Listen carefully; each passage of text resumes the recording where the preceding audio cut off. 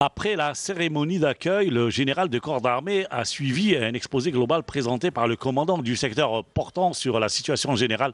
dans le secteur de compétences pour rencontrer ensuite les cadres et les personnels des unités de ce secteur où il a prononcé une allocution d'orientation suivie par l'ensemble des personnels relevant de toutes les unités de la région et à travers laquelle il a réitéré l'importance de cette rencontre qui s'inscrit dans le cadre de l'intérêt qu'il accorde personnellement au contact permanent sur le terrain avec les personnels militaires à travers toutes leurs positions sur l'ensemble du territoire national. Se mettre judicieusement au diapason du cœur des missions assignées nécessite inéluctablement de préserver, à acquérir et à réunir tous les facteurs et les exigences de la force dont la disponibilité au combat est opérationnelle figure parmi ses plus importants aspects.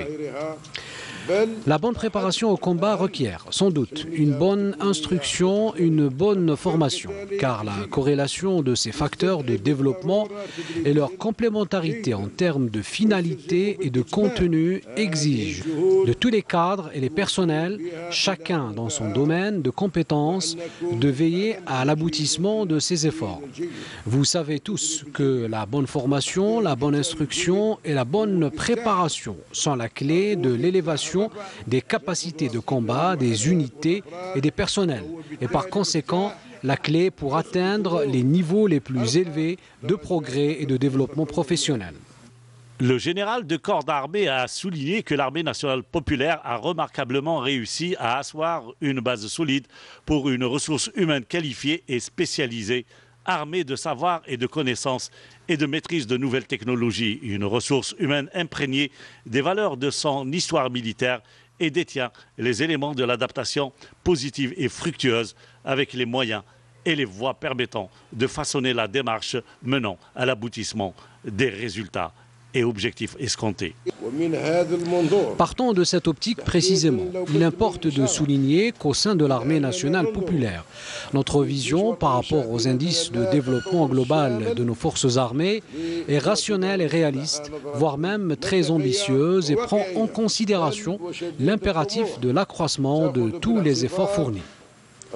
À ce titre, nous avons accordé une importance extrême et méritée à l'adoption d'une démarche permettant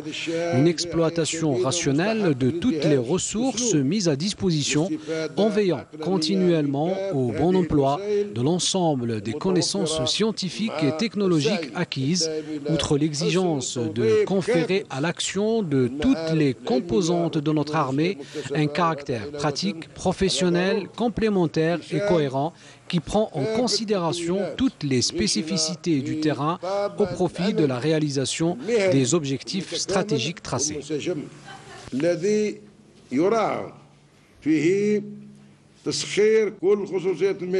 À la fin de la réunion, la parole a été donnée aux interventions des cadres et des personnels qui ont réitéré leur grande fierté de faire partie de l'armée nationale populaire et de leur immuable engagement en toutes circonstances à se sacrifier pour la patrie, sa sécurité et sa stabilité.